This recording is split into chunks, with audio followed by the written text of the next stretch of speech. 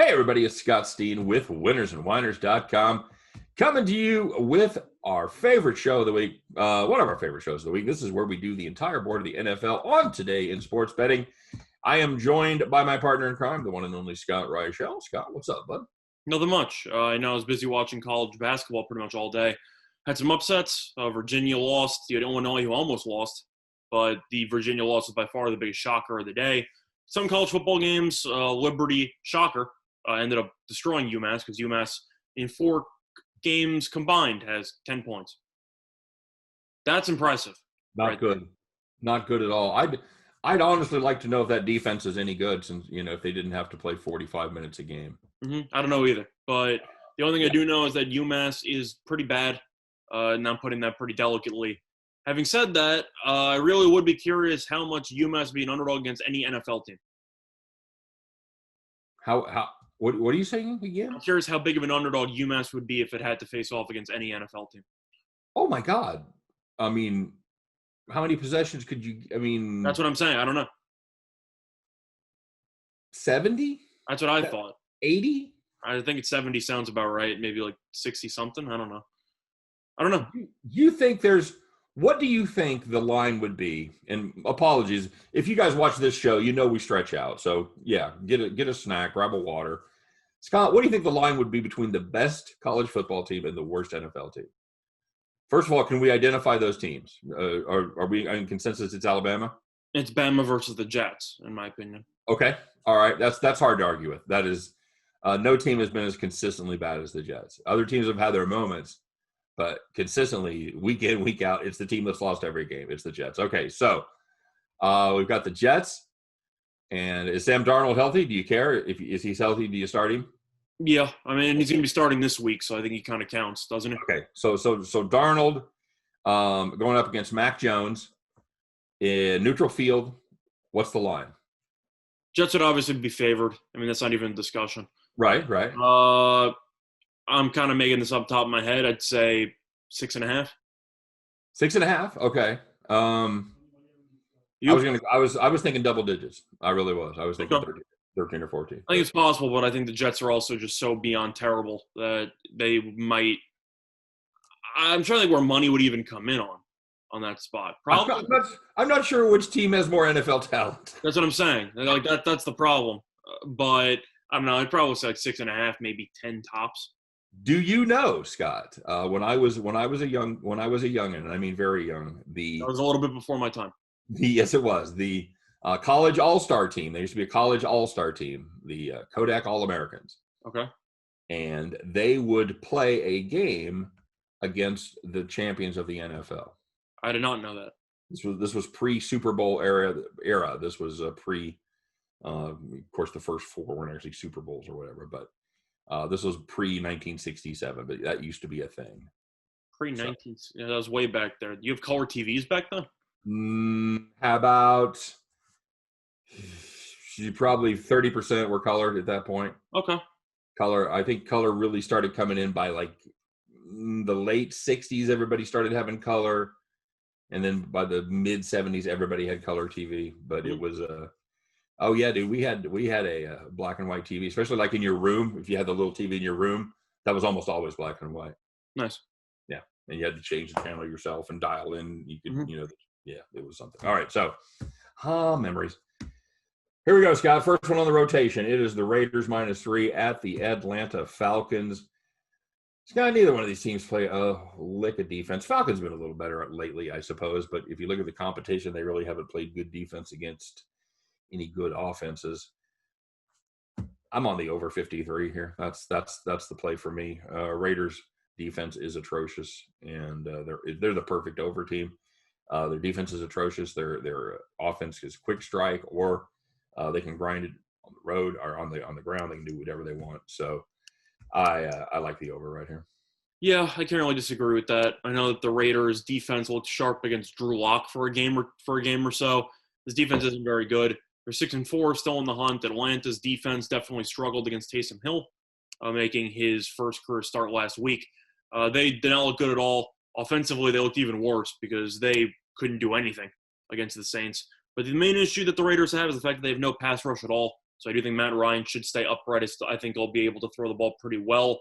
Looking at these recent results, etc., I understand that the Raiders should be favored based on the numbers. I probably lean to Atlanta. If I really had to look anywhere, just because I think that the Raiders, following a pretty tough loss to Kansas City, they have a matchup against the Jets next week, so there is really no look-ahead spot. But at the end of the day, I do think the Falcons should look a little bit better, and I think this line is a little bit questionable if you're going to be looking at it from a record perspective.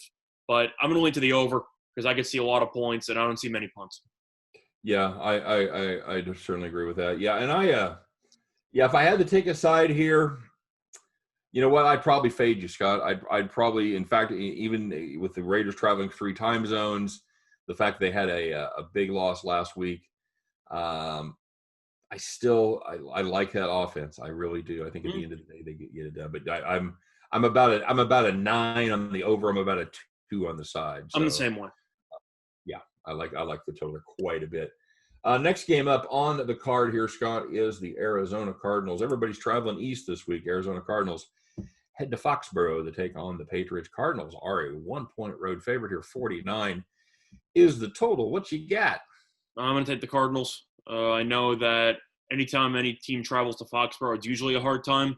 This year, not so much. New England, not exactly good at football, which is pretty rare because that's been a long time since that has been the case. But Arizona, they ended up being they're 6-4, still fighting for a playoff spot. Of course, everyone knows how good Kyler Murray is, etc. But they ended up looking pretty awful on Thursday Night Football. They had a couple extra days to prepare because of the fact they played in the middle of the week last week. Meanwhile, New England lost a pretty brutal game to Houston, where its defense just continues to look awful against the pass. I think Arizona with Murray should torch the secondary. I think they'll run around, extend some plays, and Arizona's defense might not be great, but I do think it's good enough to limit New England because New England only scored 20 points against Houston, and Houston's defense is terrible. Terrible defense. You know, it looks like a trap line, but I have to fall for it because I really think New England just isn't good. Yeah, see, that's what I'm worried about. I got to tell you, because my brain says Arizona. So this is a great number. We're getting a bargain. Arizona is a much better team. New England looked terrible losing to Houston last week. Like you said, able to do just nothing offensively. Just watching Cam, just it hurts me to watch him throw. He had a bunch of passing yards, which is kind of crazy, but a lot of it was just them being behind and being forced to throw because they couldn't run the ball. Just junk. Just 10, 12 yards. Just junk. But for some reason, Scott, my heart says it's a New England trap. It's one of those games where you say there's no way that New England should be competitive, and they end up taking the game. I would kind of equate it with the game against the Jets, where you look at those teams, you go, these teams should just grind it out. There's no way this game goes over, and they couldn't stop scoring. So, having said all that, I am going to talk myself out of it. I am going to take what is, to me, the obvious pick. It's Arizona. I just don't see how New England has an answer for this team. But I guess what I took a long time to say is I wouldn't be surprised to see New England step up for absolutely no apparent reason and win this game. I wouldn't be surprised, but I do tend to back teams, or I feel more confident backing teams that played on Thursday, the week prior, because I do think the extra couple of days of A, rehab, and B, preparation are priceless. And a lot of people don't factor that in enough. So I do think that even though Arizona should be favored, in my opinion, by more, yes, they've had extra days to prepare for New England, I do think should be very beneficial to the Cardinals.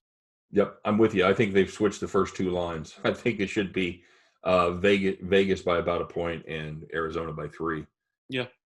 All right. Well, this is the hits just keep on coming here as the Giants travel to the home of Skyline Chili to take on the Cincinnati Bengals. Giants in a rare spot, Scott. They are a 6-point road favorite. Brandon Allen season. What's that? Brandon Allen season. 44 is the total. New quarterback. That's who's playing for the Bengals, right? It's Brandon Allen because they realized that Finley shouldn't be in the league. Frankly, against Washington in relief last week. He was dreadful. Frankly, I don't really care. I think the Giants get it done here. I really do. I think this is a toothless Bengals offense without Joe Burrow. If they had Mixon, then maybe we could talk. Maybe they They could. might not even have Bernard. Yeah, and I know Bernard's questionable at this point. As always, forgot to do the disclaimer up front, but we do this show on Friday evening, so there will be updates on weather and injury news.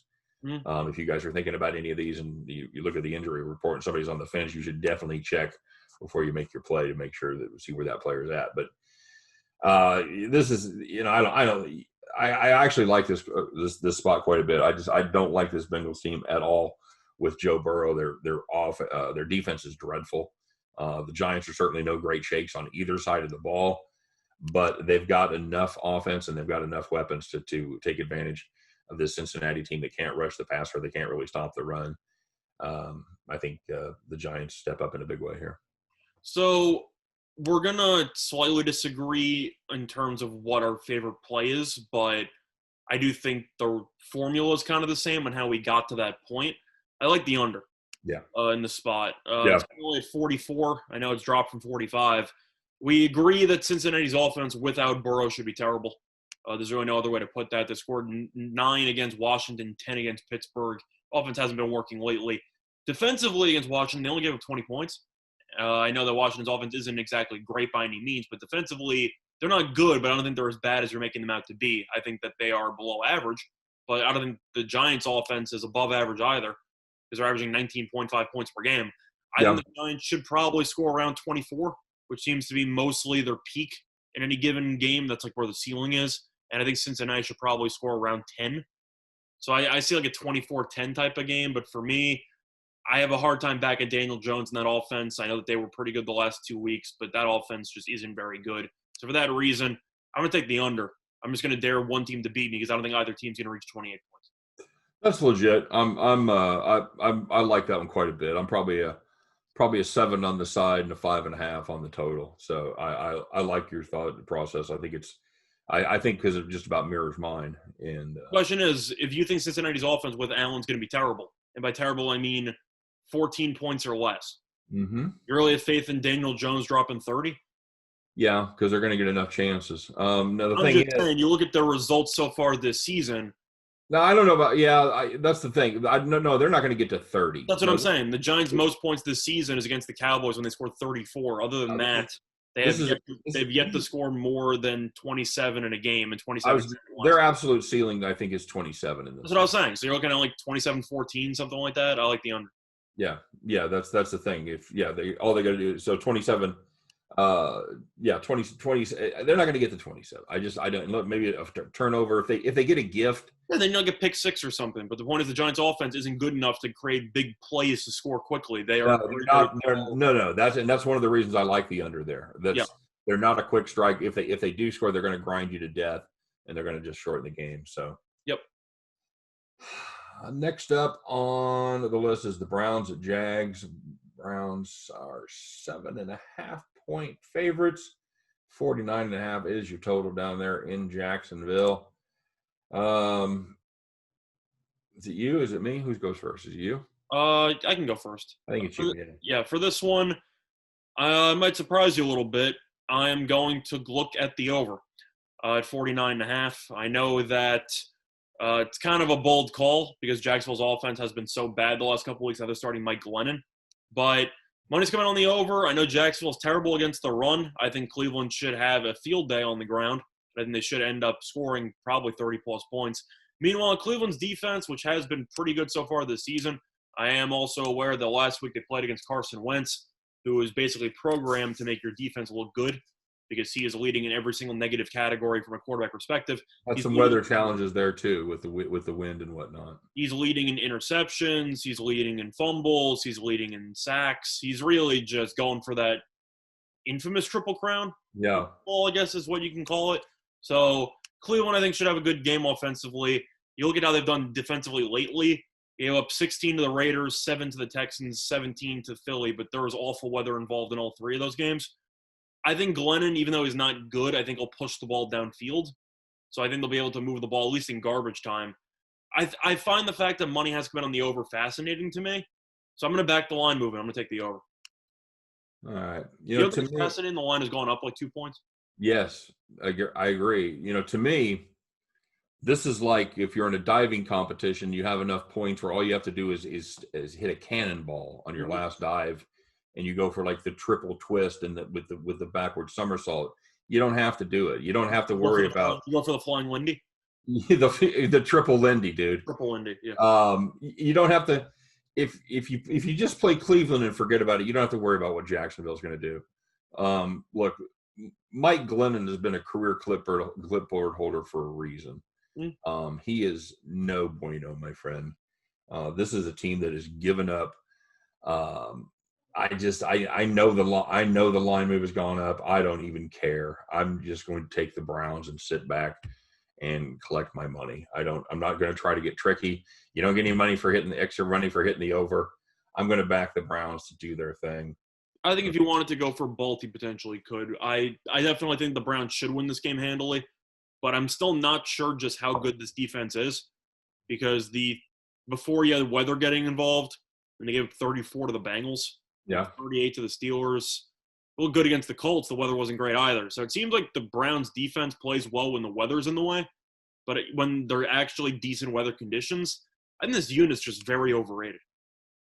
I think that's very coincidental that they've had good weather for Joe Burrow and for Ben Roethlisberger, two pretty fine quarterbacks who will never, ever be confused with Mike Glennon.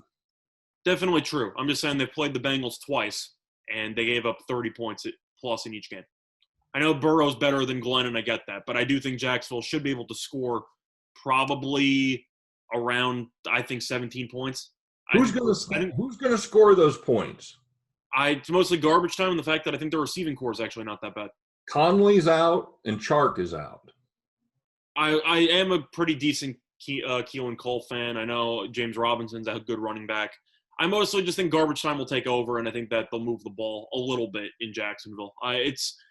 I find this total move just fascinating to me. All right. So I'm going to back the line movement because at first glance you wonder who's going to score, and then you realize, wait, why is money coming in on the over? You're going to chase the steam, Scott. I am going to chase this game. All right, fine. So we don't necessarily disagree. I think Cleveland's going to win by double digits. I like both. I'm just I don't see any reason to get fancy. If Cleveland's going to win by double digits and the spread's 7.5, that answers the question for me. So yeah. All right, good. I hope it's 45-20, dude. I hope we all go home happy. It could be 45-7. What's that? It could be 45-7. I don't really care. Yeah, sure. Why not? Mm-hmm. I'm not watching this game anyway. So, yep. How about a little Vikes Panthers, Scott, up there in the Skull Dome? Vikings 3.5-point favorites, 51 and the hook is the total in this one. I'm going to make a hero play. The way you took the over in the last game, I'm going to take the under in this game, Scott. I'm looking at a Carolina team that is going to still be down Christian McCaffrey, and they are just a different team without him. The defense has been playing better. Oh, let's be clear. Bridgewater's expected to be back for this game. Yeah, and that'll make a difference for sure. But other than the fact that they got hammered by Tampa Bay, the defense has looked better than they did early in the season. The Minnesota defense is, other than dropping the ball against Dallas, they've been pretty good as well. This is going to be a game where the Vikings want to run the ball with Dalvin Cook and running the ball, kill the clock. I think this is going to go under. I'm going to make a hero play and take the under in this game. So for this one, I guess mine's kind of hero play, kind of based on the same note. I'm going to lean to Carolina plus the points. I know Minnesota just had a bad game against Dallas. I'm not also overreacting to Thanksgiving, but how exactly do you lose to the Cowboys at home? Kind of curious. That team's defense got torched by Andy Dalton and company. I know Carolina might not have the firepower offensively, but that team right there, they play hard for their coach and Matt Rule. I think he's going to be a very good head coach in the NFL. Mm-hmm. I like what they do offensively. They seem to have very, very shrewd play calling. Can't really say the same about Mike Zimmer, who is just the king of running the ball all the time and then setting up some really, really questionable play action passes with a quarterback who isn't that great. I think that Carolina should be able to hang around.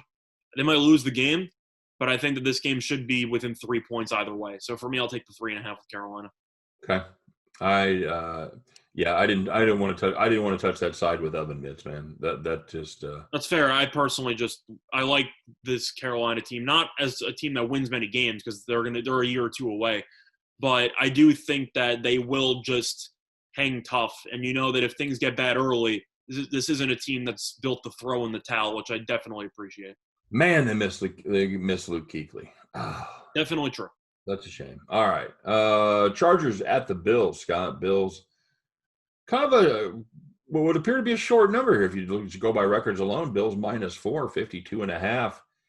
Is the total up there in Orchard Park? What do you got here? I like the over. I'm not going to overthink this one. The Chargers have been a very good over team lately. Herbert is phenomenal. He's on pace for an all-time great rookie year.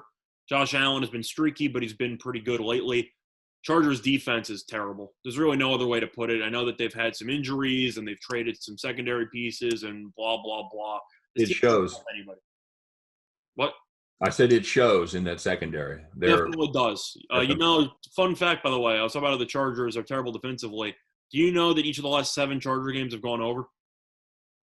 I did not know it was 7 in a row. No. 7 in a row. If you look at the results here, just in order, they ended up having 69 points with Tampa, 57 against the Saints, or with the Saints, 68 with Jacksonville, 61 with Denver, 57 with Vegas, 50 with the Dolphins, and then you also had 62 last week. Meanwhile, Buffalo's gone over in each of their last 3. This offense scored at least 30 points in each of their last 2 games. I think both teams get to 30. I think that Buffalo, bare minimum, should get to at least, I'd say, 31, something like that, especially at home. So for me, you're giving me a total of 52 or so, 52.5. I see this game finishing around 31-27, give or take. I think the spread is pretty tricky because I do think the Chargers, if the games are only 3 quarters long, they might be a playoff team because they're the kings of blowing in the fourth quarter. But for me, I'm going to take the over because both teams have good quarterbacks, good offenses, and their defense will leave a lot to be desired. All right, very good. It's hard to get in front of that train. It really is. That's the same way I'm leaning here. This is a Chargers defense that's given up 28 or better in five straight, just like you were saying. I'm just saying, you go over in 7 straight games, I'm going to pay attention. Yeah, so you're giving up about an average of 29.7, something like that for your last 5. Not good. And Buffalo, inexplicably, of course, they've played 2 very good offenses in their last 2 weeks, but they've given up 32 and 34 to Seattle, and they're a little forays. That's the thing, though, is that they play 2 very good offenses, but I think the Chargers have a very good offense. Yeah, well, they can't. They don't run the ball, but they. No, but I'm saying with Herbert and everybody, but you know what? They're very productive. Neither do either one of those teams either. Yep. Arizona or Seattle doesn't really run the ball, especially Seattle. So, yeah, that's don't overthink it. Over. Give me over 51 and 50. About 52, give or take. 52.5. Sorry. Oh, I missed one, Scott. Titans Colts is the next one up. And I'm happy you skipped this one because I don't know what the hell to think about these 2 teams. The Colts have been rolling. They won the first meeting. I get all that. Yep. At some point, Phillip Rivers is going to have one of those games where you just wonder, why is he still playing? It hasn't happened in a couple weeks. I know that they ended up beating Green Bay last week. Very nice win by them, come from behind. It was impressive. Tennessee, they got pretty much embarrassed on Thursday Night Football against the Colts a couple weeks ago. For me, I'm going to kind of take a little bit of a stance here. I know it makes sense to take the Colts at home, especially after a high-profile win. I'm going to take Tennessee. I just think they're the more desperate team at this point. They know that if they lose this game, they got no shot to win the division. Colts, even though they're going to, of course, try to beat their division rival, and I'm not saying they're not going to, I think this game means more to Tennessee than it means to the Colts. So for that reason, I'm going to lean to the Titans. Am I thrilled about it? Not necessarily because they have no pass rush at all, which is very concerning. But I am going to take Tennessee. I think they'll make some adjustments, and I think that they should be able to keep this game very close late. I think they might win it outright. But for me, I'll go with the Titans. Yeah, I can't get in the way of history. Scott, the Tennessee Titans are 0-16 straight up, 10-13 against the number of single-digit division road underdogs, including 0-11 straight up and against the spread in their last 11. Yeah, not getting in front of that at all. They shut them down 2 weeks ago. I think they do it again. I think, I don't, run defense doesn't go away. Passers are streaky. You have injuries in the defensive backfield, but good run defenses don't become shitty run defenses 2 weeks later. If they can't get Derrick Henry going, ain't nothing going to happen on the Tennessee side. And like you said, Tennessee does not generate any pass rush at all. That's the way to beat Rivers. You and I know it. We talk about these old quarterbacks making them move their feet laterally, getting them to throw off their back foot.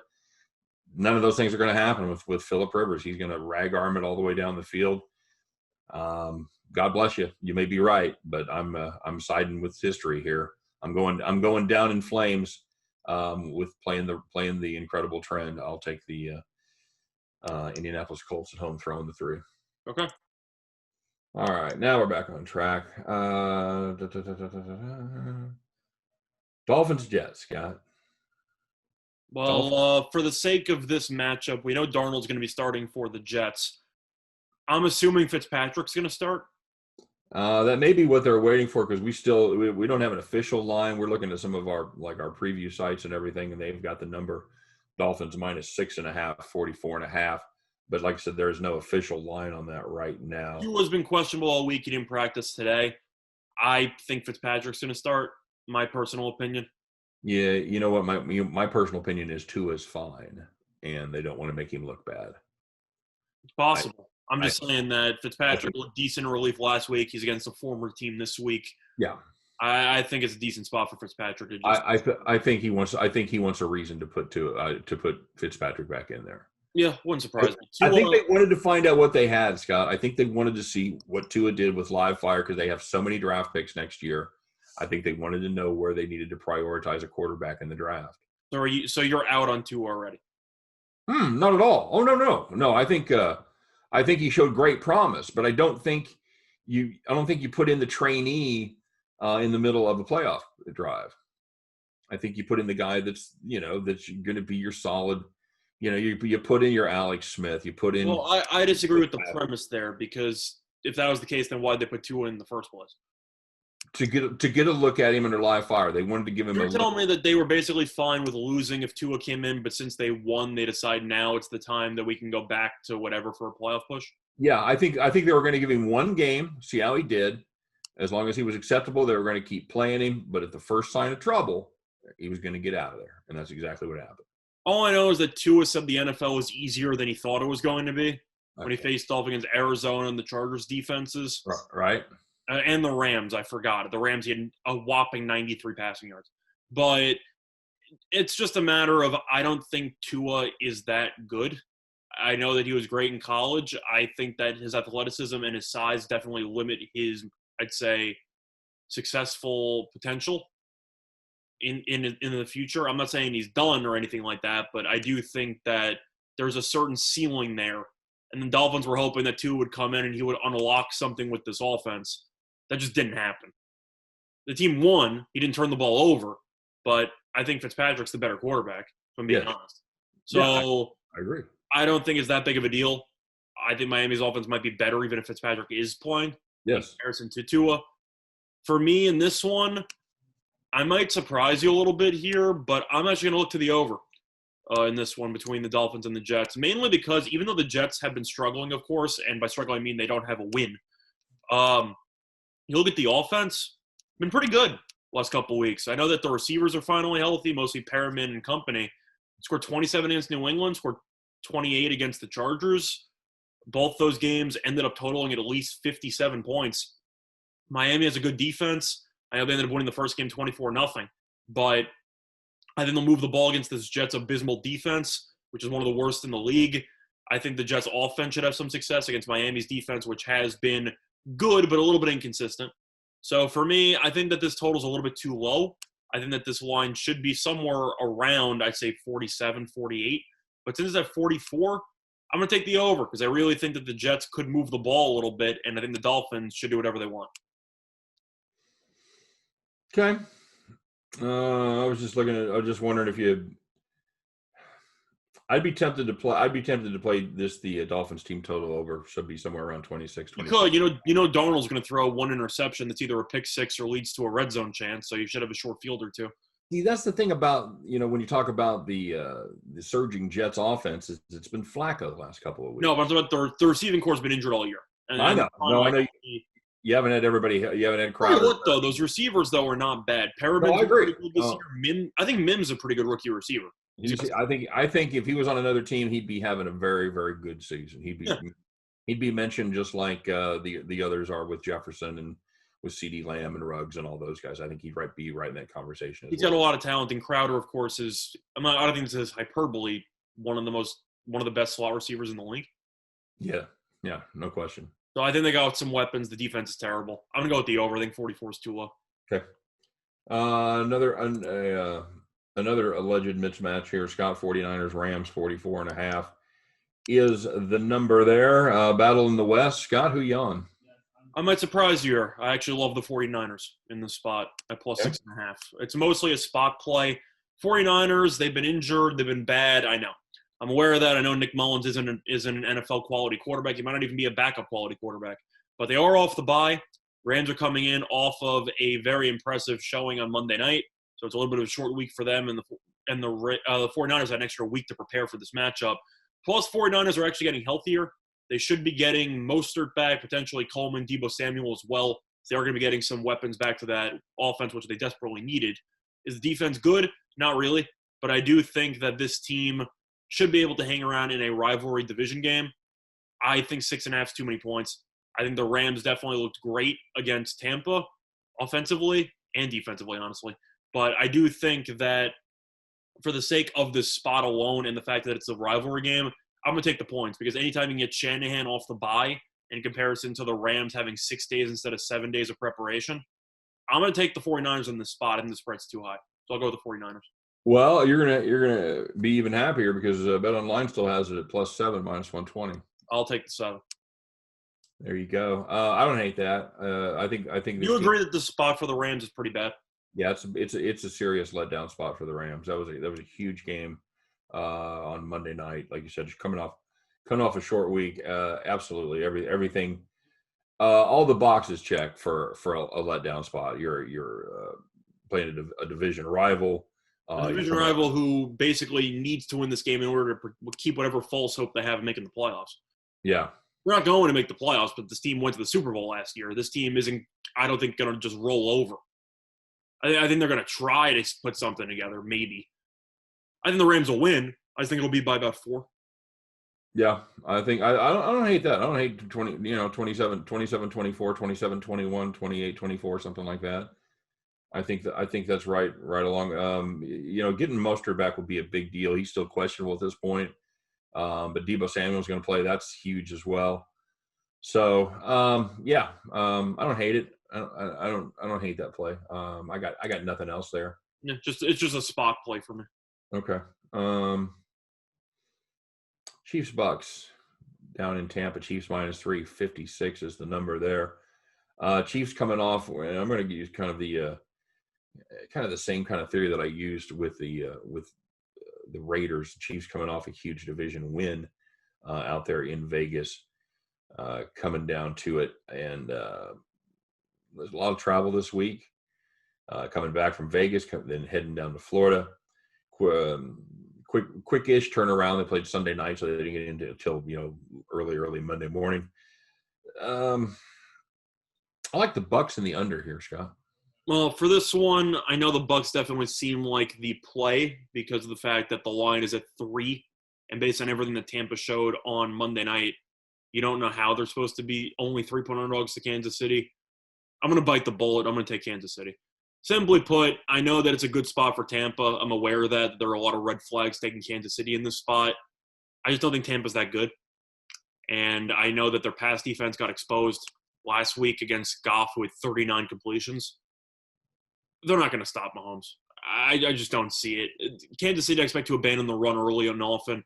I think Mahomes will just throw it around the playground, go for, I don't even know, maybe 400, do whatever he wants. And I know that the issue with Kansas City is their lack of pass rush, which has been a concern, which is very concerning because Brady has been good whenever he's not pressured, and Kansas City has struggled to bring pressure. But I know Tampa also lost one of their starting offensive linemen, arguably for the rest of his career, who might have to retire because of a neck injury. Was it Shipley? Yeah. So he's good. He's done. He might not play again. I think that's a big loss. I think that this game will be close, but at the end of the day, I'm going to take Mahomes because Brady, Kansas City's defense isn't good at all, but when you're 0 for 19 in passes downfield over the last 4 weeks, I don't trust you throwing the ball downfield. And I think that Brady's going to struggle with his downfield accuracy once again. So he might get some open looks with Evans on the perimeter, etc. But if he's not connecting on any of those throws or they're very low percentage throws, I'm not going to back the team that's going to be nickeling and diming down the field. So for me, I'm going to take the Chiefs. Am I happy about it? Yeah, I mean, I guess. Anytime you can get the best team in the league -3 against a team on a short week, I can't really say no. So for that reason, I'll take the Chiefs. All right. Well, like I said, I've got the Bucks in the under. Take heart, Scott, because I think I've gotten one pick right on the Chiefs this year. I'm about 1-9, 1-10 on the Chiefs. So I've been absolutely dreadful with my hometown team. So you were probably locked in, my friend. Congratulations. I want to ask you something about that matchup. We kind of talked about it briefly when we recapped the Rams game on Monday night. Is Bruce Arians a good coach? I think he is. I think he is he overrated at all? No. There's something up with, I don't know if it's him or what's going on, but something's not clicking. And I'm not sure if it's all the fact that they had a shortened off season and that stuff, or if Arians just hasn't fully connected with these guys. And some of the press conference stuff that he said is kind of, I'd say, out there, where it seems like he just puts blame solely on players, which I find pretty unorthodox. Yeah, because he's known as a player's coach. That's what I find it weird. It's a matter of saying, oh, yeah, Brady threw this interception. And he goes, yeah, it's Brady's fault. He should have thrown it. I'm like, aren't you supposed to defend the guy that you just brought in for, as the quote-unquote savior of your team? But, I'll defend the coaches a little bit because and Andy Reid will sometimes do the same things. He will say that, he'll start his news conference saying, coaches got to do a better job. But when you start asking him specific questions about making a read or who made the mistake here, like the play the other night when Mahomes threw the interception, when Robinson was supposed to turn and then climb the tree back, and he didn't. And, they asked Andy Reid about that, and he said, Robinson made the wrong read. And so I think the questions are more savvy, Scott. Of course they take it out of context for these type of headlines and stuff like that. It just seems like there's some chemistry issue going on right now at Tampa because this team's either really good or really bad, and it doesn't seem like there's any continuity week to week. Well, I don't disagree with that. When you bring in somebody like Brady, who's played a long time in one spot, you bring in all new personnel, new coaching staff, new scheme, I think you're certainly going to have an adjustment period. You're going to have games where everything works, and you're going to have games where it looks very, very disjointed. And it's not even just the offense. What happened to the defense? I thought this defense was very good for the first. That's the great question. Is this defense was they were gashed by the run? They're supposed to be the fantastic run defense, and they were able to have success against them. Well, the Rams abandoned the run last week, but they just threw a bunch of short passes, and the Buccaneers had no answers. Well, and the other thing the Buccaneers are supposed to have is a pass rush. And that's the problem. The problem that I have in this matchup is Bowles, I know, is going to send heat at Mahomes, and I don't think it's going to matter because Mahomes is ridiculous against the blitz. So it seems like the move against Tampa is kind of like what you used to do against, I don't know, the 86 onward Bears. You see the 4-6 defense, and as soon as they blitz the entire house, what do? You throw it to the flat. That's wide open. I know Mahomes against the blitz has like a 120 passer rating. He's nuts. I'm going to go with Mahomes because Tampa Bay's defense has been a serious concern, and it seems like their when in doubt break case emergency thing is send more guys to the quarterback. That doesn't work against Mahomes, so I think he's going to have a pretty solid day. My opinion. Yeah, that's certainly a possibility. And unlike the rest of them, if you flush him from the pocket, it doesn't really matter. Yep. He's ridiculous. His numbers are ridiculous outside of the pocket. No, Scott, I was thinking of the couple games here in the past, where Tampa Bay gave up, like 140 to New Orleans on the ground. They gave up 100 to the Giants on the ground. Carolina, even though they didn't run a lot, they still averaged over 4 yards a carry. So, yeah, and you're right. The Rams did shut it down pretty quick last week. I'm just not fully sure what Tampa does well at this point in time, because they were known as being a good defensive team against the run and good defense overall, which was the case. They're supposed to stop the run and get after the passer. Yeah, ever since the Giants, even before the Giants game, right leading up to the Giants game, that was the case. Ever since then, hasn't been the case. Offensively, they've been very, very inconsistent. And I don't know what aspect of this team I look at and say I have 100% confidence. Well, and this may be the time that the Chiefs just kick it into gear. Could be. I think they were looking at this Raiders spot. They've got a tough schedule coming up. They've got a lot of tough games. And they got a lot of tough games. They're still very motivated to compete because Pittsburgh's still undefeated. They want that 1 seed. Yeah, they absolutely know what it means. They know what it means to have the home game. 7 teams. You have the 7 teams now in the playoffs. What's that? It means even more because you have the extra playoff team. So the 2 doesn't get a bye anymore, right? Right, 2 does not get a bye anymore. And they have all the incentive in the world to try to win all these games. Oh yes, no, I think they're absolutely going to have to step on the gas. The problem with the Chiefs, as far as the receiving core goes, they're going to be missing Watkins again, and they're going to be missing Byron Pringle, who they were starting to work. Question: is that a big deal that they're missing Watkins if he hasn't played in about a month and a half? It's a big deal if you're missing Watkins and Pringle. Okay. I'm just saying, as Watkins has kind of been AWOL for the last month and a half anyway. No, it's obvious. Obviously, as you saw last week, they can win without him, but you just can't keep taking pieces away. That's true. It's not, and Pringle obviously isn't a big deal. If Watkins, not a big deal, but they were waiting for Hardman to make a step forward, and he never did. You know what? He is a really, really frustrating guy to watch. Because his role is going to go up now that both of those guys are. That's exactly what's going to happen. I worried about Robinson. Made a couple mistakes last week. He had a really crucial drop. I don't think Robinson's that good, but that's just my. Well, and you're going to be seeing a lot of him, so it's going to be Tyreek, and he's going to get doubled, and then you're going to see Robinson, and you're going to see a lot of Kelsey as well, but yeah, stuff like that. Yeah, I wouldn't be surprised to see him actually work some plays to the other side on the tight end. So we'll see what happens there. It's going to be fun because they're not going to be able to run the ball. I don't think Clyde the Glide is going to be able to have much success against this Tampa Bay defense. So you know what? We'll see what happens. They'll probably go down there and run for 250 and throw for 100 and run them out of the building. So all right, guys, there we go. I saw we also did not talk about – well, do you talk about the Sunday night game, or do you want to talk about the Saints-Broncos? Oh, I missed the Saints and Broncos. Oh, man, I was so excited about the Jets. Okay, let's do Saints-Broncos. Yep, you're right. I'm trying to wrap it up too early. Saints-Broncos, Saints -6 at Denver, 43.5. Go ahead and go. I'm going to go with the Saints. I know Denver looked really good last week. There's definitely a trap spot just because of the fact that Denver tends to play really well in the altitude at home. But this New Orleans defense, I know we roasted them earlier in the year and how they were supposed to be good and how they weren't. They have actually flipped the switch. This defense is now really good. And Drew Lock is still the king of really, really bad turnovers, even though last week he kind of kept it under control. I think the Saints will get after him. I think they'll do a pretty good job. And Taysom Hill looked pretty sharp. He can run, he can throw. I don't think he's a full-time starting quarterback still because I'm not going to overreact to a good performance at home against Atlanta. But is it home against Atlanta? Whatever. They played Atlanta in a dome. I don't remember who was at home or not. They were in Atlanta. They were in Atlanta either or. It was still a dome, so the weather was fine. But I'm going to lean to the Saints. I just think they're the better team by far.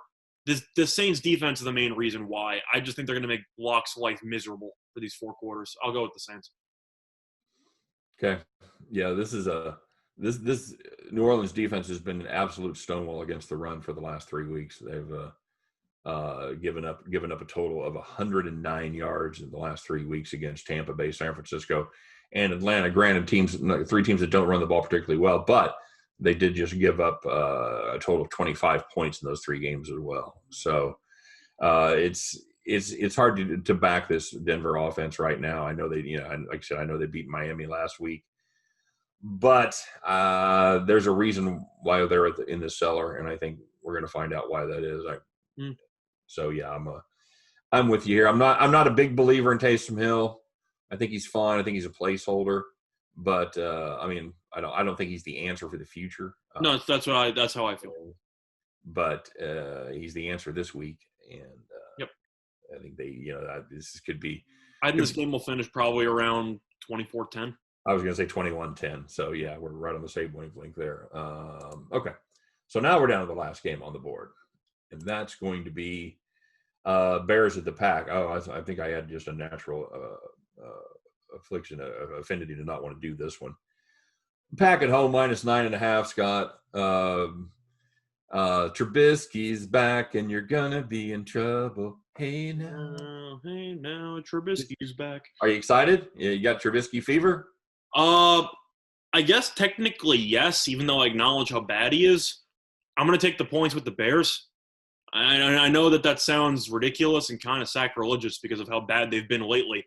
Chicago's been hanging tough in these games. Their offense is awful, yet it seems like every time they lose, it's within one possession. Like every time they somehow have the ball late and you wonder, how are they still in this game? They have 140 yards. Like I don't really understand that part of it.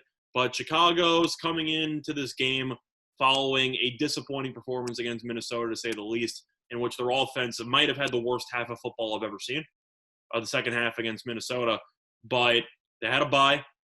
They're coming back to face off against Green Bay, and Trubisky might not be great. I don't think this Green Bay defense is very good. I think Green Bay's defense is good enough to let Rodgers and company work. Well, I'll tell you what, Green Bay looked a lot better against Jacksonville and San Francisco than they did against Indy and Minnesota. Definitely true. And Indy is a little bit different because their offensive line is just on another planet in comparison to the rest of the league. Minnesota is a little bit more concerning because Minnesota ran it down their throats, do whatever they want. The issue that you have with Chicago is they can't run the ball. So that kind of cancels out because Green Bay is the worst rush defense or second worst in the league. Chicago's the worst rush offense in the league. So something's got to give there. I think Green Bay's going to win, but it's a lot of points for a division rivalry game. And the Bears, once again, they're still hanging on the wild card race. I just think it's too many points. I know the entire public and their families and their distant cousins are all going to be chasing with the Packers in the night game because they're going to go, how can you back Trubisky? I'm going to do it. I think that the Bears' defense is good enough to keep this game close and respectable. I think they'll lose, but I think they'll lose by about 7 points. So for me, I'll take the Bears. Not happy about it, but I'm going to go with the Bears.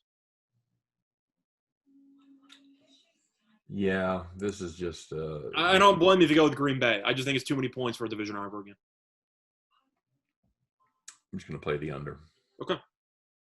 I'm just going to play the under in this one. That's a tough side, and I'm not. Well, the fact that you like the under kind of fits my point, where I think if Chicago's defense does enough, I could see this game finishing 24-17.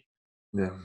Yeah, 24-17, 17-13, something like that. I don't think they're going to hold Green Bay to 17 points. I think it'll be closer to something. Yeah, maybe. I don't know. I don't see Chicago doing much. The Green Bay defense hasn't been great, but I don't know. I just don't know what tools. I'm not going to bet it personally. I'm just saying that based on the current number, I'll be a bit contrarian here. I'll take the Bears. Okay. All right. Good enough. Montgomery's questionable, so that's pretty exciting, huh? Yeah, huge deal. Huge. Is he a running back? Is he a running back if he never goes forward?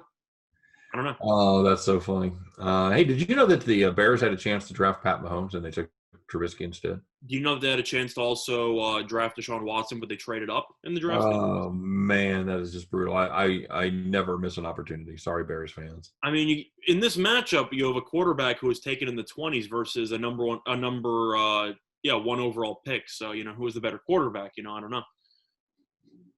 Oh, God. I don't even – do you think Trubisky's going to be in the league in like 3 years? No. You don't even think he's a clipboard holder? No, maybe, yeah. Maybe he does his last year as a clipboard holder. I don't know. It's definitely not good. All I know is if Bortles was somehow in the league for a little while, I think Trubisky will hang around. I don't know what Trubisky's contract situation is. I don't know either, but this is his fourth year, right? It feels like 30. No, it's this is Mahomes' third year of starting, so it's his fourth year. So Trubisky has one more year left on his deal, on his rookie deal. Does anybody? Why on earth would you sign Mitchell Trubisky after next season? You shouldn't, unless you're getting the league minimum. Yeah, I mean, you could sign him for $8 million a year or something and have him hold your clipboard, but he's not a starting quarterback. It's just a matter of I'm looking at the spot. That's really all I'm looking at. I know that's a big number for division rival. I get it.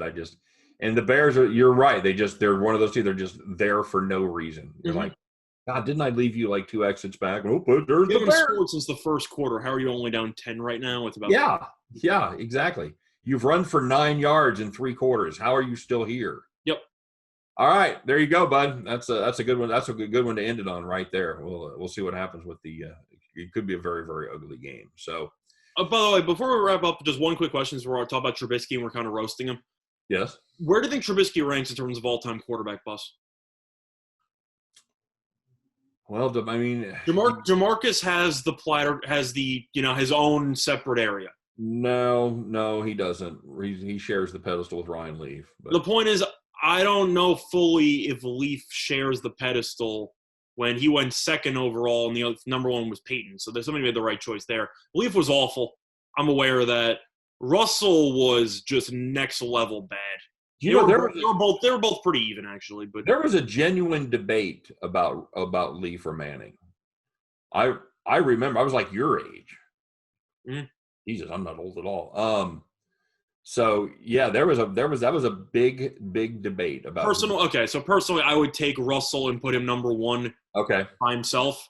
Ryan Leaf number 2. He also lied to coaching staff about watching film, and he ate himself out of the league as well. That's true. Those are all true. There's a lot of bad parts there, where Leaf's worst thing was turning the ball over and pretty much fighting reporters in the locker room. But do you count what they get? Do you count the fact that they traded out and what they had to trade to get him? What goes into a bust? Is it just draft spot and performance? We're talking about Trubisky, right? Yeah. That's why I feel like I have to put him there in that same category. Do you count the draft and they traded him to get him? Do you factor in who they could have had instead? Does that make it more of a bust? I don't think it helps. Okay. I'll tell you that. I don't think it helps. I'll tell you that much. But for the sake of argument, we'll put Russell and Leaf at 1A, 1B. Okay. Do you think Trubisky is 1C, or do you think he's 2A? No, I would have to go back. I would think there's. He might be out of the league. If you could give within 5 years, I mean, Blackledge was a first rounder. He was awful. There's been a lot of really, really bad quarterbacks. I'm just saying that Trubisky's trajectory of his career is starting to shape like Anthony Bennett's in the NBA. I think I could find. I think I could find 2 or 3 other quarterbacks in front of Trubisky. Other than you just keep looking at Detroit's history and who they've drafted for quarterbacks in the first round. Who are they taking in the first round? They had Harrington, who they ended up taking. That's from Oregon, yeah. And they have. I don't remember where. They had then there's Akili Smith with the Bengals. Mm-hmm. That's an all-time dreadful draft pick. Mm-hmm. It's been a lot of really bad draft picks, but I think Trubisky is going to finish on the. I don't know if he's Mount Rushmore worthy of being a bottom 4 quarterback pick of all time. Tim Couch? The trading up part really is the tiebreaker for me. Okay. All right. Well, something tells me, I don't know, maybe hopefully we will never have time to do a show on this. Yeah, hopefully not. I'm just saying that trading up is going to age as one of the worst draft decisions of all time. Fair enough. Okay, there you go.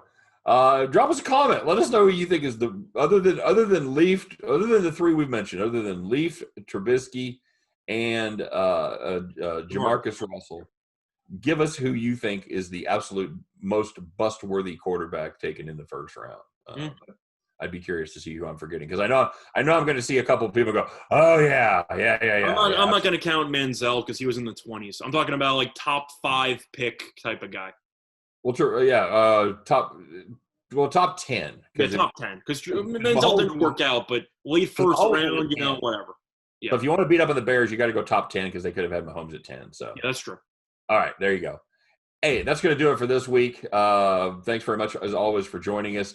We appreciate it, and couldn't do it without you. Otherwise, it would just be me and Scott on the phone talking about sports. So we appreciate you stopping by. Make sure you give us the thumbs up for the video. Subscribe to the channel if you haven't done so already. And if you need deep dives into these games and, of course, every game, Winners and Winers is the place to be, especially for the NFL, man. You've got some very knowledgeable handicappers over there writing fantastic articles. So check out winnersandwiners.com, the #1 site in the world for predictive sports analysis.